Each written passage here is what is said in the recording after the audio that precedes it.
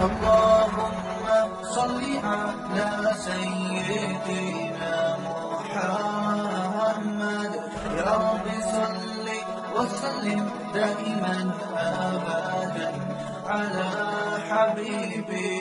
السلام عليكم ورحمة الله وبركاته.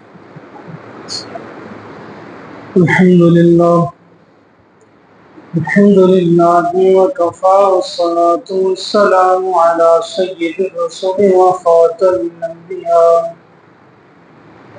أما بعد فأعوذ بالله من شرور أنفسنا ومن سيئات أعمالنا. من يهده الله فلا مضل له ومن يضلل فلا هادي له. ونشهد أن لا إله إلا الله وحده لا شريك له وأشهد أن سيدنا ومولانا محمدا عبده ورسوله. أما بعد أعوذ بالله من الشيطان الرجيم بسم الله الرحمن الرحيم. ألا بذكر الله تطمئن القلوب. صدق الله العظيم وصدق رسوله النبي الأمي الكريم ونحن على ذلك لمن الشاهدين والشاكرين والحمد لله رب العالمين. اللهم صل على سيدنا ومولانا محمد وبارك وسلم صل عليه.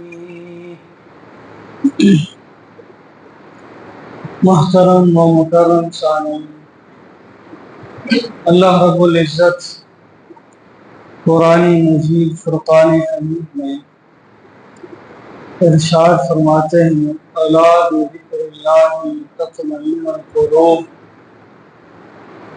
کہ اگر تم دلوں کا اطمینان چاہتے ہو تو اللہ کا ذکر کیا کرو۔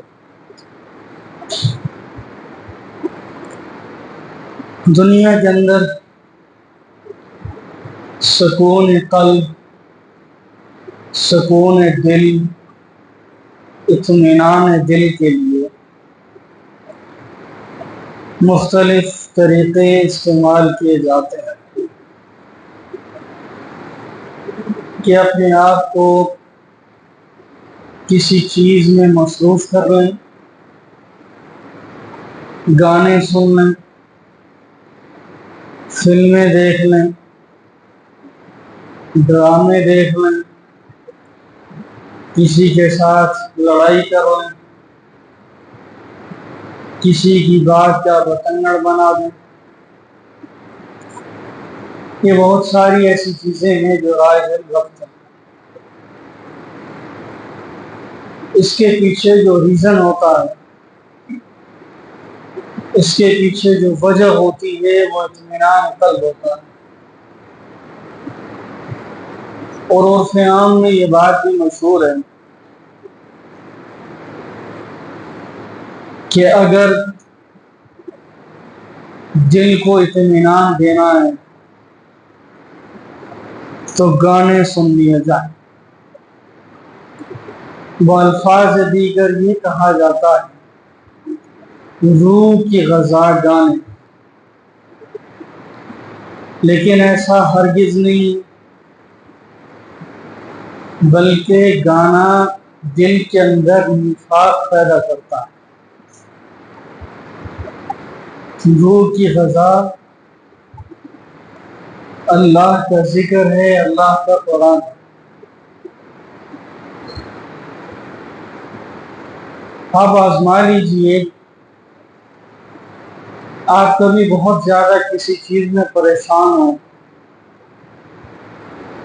دل میں اضطراب ہو،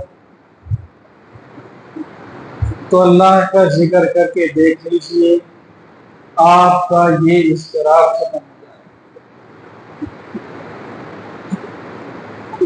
قرآن کی تلاوت کر لیجئے، روح کو سکون آ جائے گا۔ الحمدللہ ہم مسلمان گھر میں پیدا ہوئے، انہوں نے ہمیں چیزیں سکھلائیں، قرآن سکھلایا، نماز سکھلائی، اللہ کی عبادات سکھلائیں، اور ہمیں یہ سکون کی نعمت میسر ہے۔ آپ ان لوگوں سے جا کر پوچھئے کہ جنہیں رات کی نیند نہیں آتی، آپ ان لوگوں سے جا کر پوچھئے کہ جو ریشم کے بستر پر بھی سوتے ہیں نیند نہیں آتی، آپ ان لوگوں سے جا کر پوچھیں کہ جن کے پاس مال و دولت کے انبار ہیں، جن کے قدموں کے نیچے ہیرے و جواہرات ہیں، جو چلتے ہیں تو مال و دولت پر چلتے ہیں لیکن اطمینان قلب سے محروم۔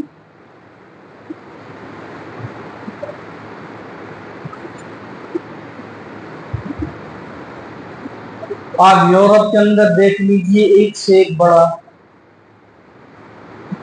آپ کو مالدار مل جائے۔ امریکہ کی ایک بہت بڑی فلم انڈسٹری کی کمپنی تھی، یہ آج سے تقریباً 40-50 سال قبل کا واقعہ ہے۔ عروج تھا، مال و دولت کی ریل پیل تھی اس کے پاس، اچانک وہ سب چھوڑ چھاڑ کے فقیری کی زندگی گزارنے لگا۔ ایک اخبار والا اس کے پاس گیا اور اس نے مجھ سے پوچھا کہ آپ کے پاس اس وقت اتنی دولت ہے جو شاید امریکہ کے اندر کسی کے پاس ہو، فلم انڈسٹری پہ آپ راج کر رہے ہیں، پیسہ کی ریل پیل ہے، جو گھر آپ کے پاس ہے وہ شاید یہاں کے صدر کے پاس بھی نہ ہو، تو یہ کیا وجہ ہے کہ آپ نے سب چھوڑ چھاڑ کے الگ ہو گئے؟ اس نے بڑا خوبصورت جواب دیا، اس نے کہا سب تھا دل میں سکون نہیں تھا۔ خودکشی کرنے کا دل کرتا تھا اور کئی بار خودکشی کی کوشش بھی کی، پھر میں سمجھا کہ شاید پیسہ ذرا کم ہے اور کمایا جائے تو سکون آ جائے، میں نے اور کمانا شروع کر دیا، اتنا پیسہ تھا کہ میں سنبھال نہیں پا رہا تھا، لیکن اس کے باوجود مجھے رات کو نیند نہیں آتی۔ ایک دن گزر رہا تھا تو کوئی مسلمان تلاوت قرآن کر رہا تھا، جیسے ہی اس کی آواز میری کانوں میں پڑی میں وہیں رک گیا۔ اتنے سالوں سے جس سکون کی تلاش میں تھا وہ اس مسلمان کی زبان سے نکلنے والے الفاظ میں مجھے محسوس ہو رہا ہے۔ میں مزید قریب گیا تو بالکل دل ایسے ہو گیا کہ جیسے دنیا و ما فیہا کی دولت آج مجھے ملی۔ پھر میں نے اس سے بات کی، اس نے کہا کہ میں قرآن پڑھ رہا ہوں۔ پھر میں نے آہستہ آہستہ اسلام کی تعلیمات حاصل کی، اللہ نے اسلام کی دولت سے نوازا، تو کیونکہ یہ غیر اسلامی کام تھا، اللہ کو ناپسندیدہ کام تھا، تو میں نے سب بیچ باچ کے سب اللہ کے راستے میں خرچ کر کے آج اللہ کی عبادت کو بجا رہا ہوں۔ سنانے کا مقصد یہ ہے کہ یہ فلم یا گانے یا یہ چیزیں اطمینان قلب کا باعث نہیں، اللہ کا قرآن یہ بڑے بڑے پتھر دل کو بھی نرم کر دیتا۔ اگر ہم قرآن پر توجہ کریں تو ہمیں بہت سارے جوابات مل جاتے ہیں۔ ایک اور سبب جو بے سکونی کا ہے وہ ہے اللہ کی ناراضگی۔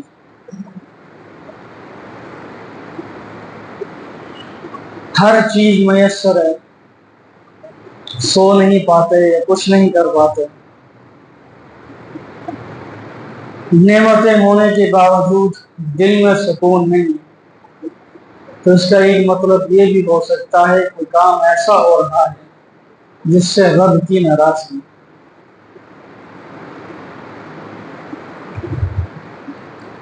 زندگی میں امتحانات آتے رہتے ہیں، بیماریاں، تکالیف، مصیبتیں، مشکلات، یہ انسان کی زندگی کا حصہ ہیں۔ آپ جو مرضی کریں، اللہ نے آپ کو وہ مقام دینا ہے جس کے آپ اہل ہیں، لیکن اس کے لیے اس مقام کا اہل بھی آپ کو بننا پڑے۔ اب دنیا کے اندر ہم ایک خواب دیکھتے ہیں، اس کے پیچھے محنت کرتے ہیں، پھر جا کر وہ منزل کبھی ہمیں ملتی، راتوں کی نیندیں بھی اس پر قربان، چین بھی اس پر قربان ہے، سکون بھی اس پر قربان ہے، چلتے جا رہے ہیں، کیا یہ خواب پورا کرنا؟ کیوں؟ اس لیے کہ ہم اس خواب کے اہل بننا چاہتے ہیں، اس مقام یا مرتبے تک جانے کے لیے ہم اپنے آپ کو تیار کر رہے ہو۔ اسی طریقے سے اللہ رب العزت کی ہاں جو آپ کا مقام و مرتبہ ہے، اللہ اس کے لیے بھی آپ کو پالش کرتا ہے۔ مشکلیں آتی ہیں، مصائب آتے ہیں، کاروبار میں نقصانات آتے ہیں، اللہ پیسے دے کر بھی آزماتا ہے، پیسے لے کر بھی آزماتا ہے، پھر جب اس کے امتحان میں کامیاب ہو جاتے ہو تو پھر تمہیں تمہارا مقام عطا کر دیا جاتا ہے۔ لو، حضرت ابراہیم علیہ السلام کو دیکھ لیجیے، گھر سے نکالے، آگ میں ڈالے، پھر اولاد ملی، اولاد کو جنگل میں چھوڑنے کا حکم دیا گیا، پھر کچھ سمجھدار ہوئی تو گلے پر چھری چلانے کو کہا گیا۔ جب سب امتحانات ہو گئے پھر رب نے کہا واتخذ اللہ ابراہیم خلیلا۔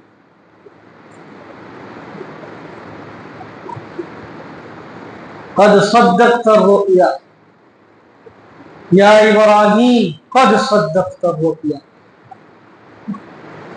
اے ابراہیم رک جائیے، جو دکھایا تھا آپ نے سچ کر دکھایا۔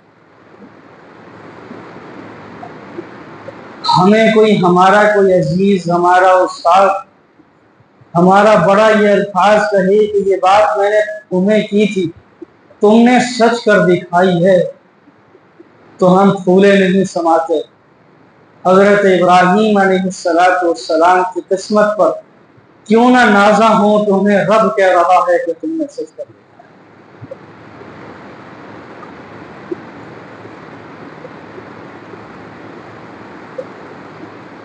چیزیں زندگی میں آئیں، پھر اللہ کی طرف رجوع کر، اطمینان قلب کے، اللہ سے دعا کریں، اللہ سے مانگیں، دنیا والوں سے مانگو ناراض ہوتے ہیں، رب سے نہ مانگو رب ناراض ہوتا ہے۔ حدیث شریف میں کوئی بات ہو رب سے مانگا کرو، رب سے نہ مانگو رب ناراض ہوتا ہے۔ مانگ کر تو دیکھو، آگے بڑھ کر تو دیکھو، عرش سے فرش سے اٹھا کر عرش پر نہ بٹھا دے تو خدا مت دے۔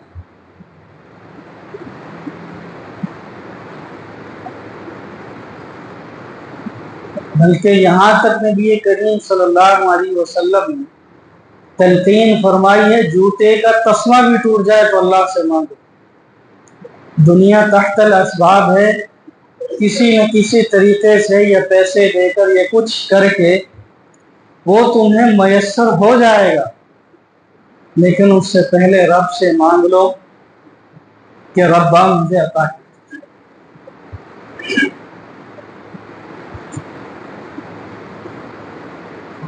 یہ دعا بہت بڑی چیز ہے. ایک اور حدیث میں فرمایا کہ جو چیزیں اللہ رب العزت کو پسند ہیں ان میں سب سے زیادہ پسندیدہ چیز اللہ سے دعا مانگنا.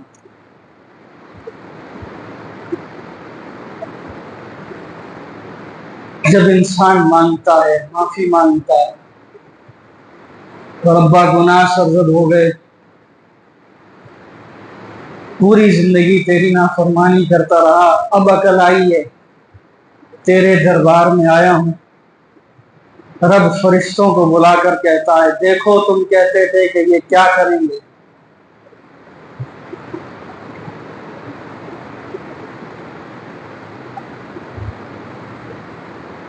خوشی کا اظہار کرتا ہے رب مجھ سے مانگ رہا ہے. بزرگ حضرات کہتے ہیں اب تو سفید داڑھی ہو گئی کیسے مانگیں، کیوں نہ مانگے، مانگیں. حدیث پاک میں آتا ہے نبی کریم صلی اللہ علیہ وسلم نے فرمایا کہ جب کوئی بوڑھا سفید داڑھی والا رب سے مانگتا ہے، رب جواب میں کہتا ہے جا تجھے تیری سفید داڑھی کی وجہ سے، اس داڑھی کی وجہ سے مجھے حیا آ گئی، تیری ساری زندگی کے گناہ معاف. ایک نوجوان جب توبہ کے لیے آتا ہے، رب کہتا ہے آسمان پر چراغاں کر دو. فرشتے پوچھتے ہیں یا اللہ آج یہ کس خوشی میں آسمانوں پر چراغاں یا جشن منائے جا رہے ہیں. رب کا ارشاد ہوتا ہے میرا نوجوان بندہ مجھ سے معافی مانگنے آیا ہے، میں نے اسے معاف کر دیا، اسی خوشی میں آج اعلان ہے کہ آسمان پر چراغاں کر دو. کتنا کریم رب ہے. پوری زندگی ہم اس کی نافرمانی کرتے رہے، فقط ایک ندامت کا آنسو جب رب کے سامنے بہایا، رب نے کہا کوئی گرا شکوہ، کوئی تمہارے ساتھ مجھے شکایت نہیں ہے، تو نے مانگ لیا میں نے دے دیا. تو یہ چیز زندگی کے اندر رکھنی چاہیے. اگر اطمینان قلب چاہیے تو اللہ رب العزت سے مانگتے رہنا چاہیے. اللہ رب العزت سے دعا ہے اللہ رب العزت ہم سب کو حقیقی معنوں میں اپنے سے مانگنے کی توفیق نصیب فرمائے.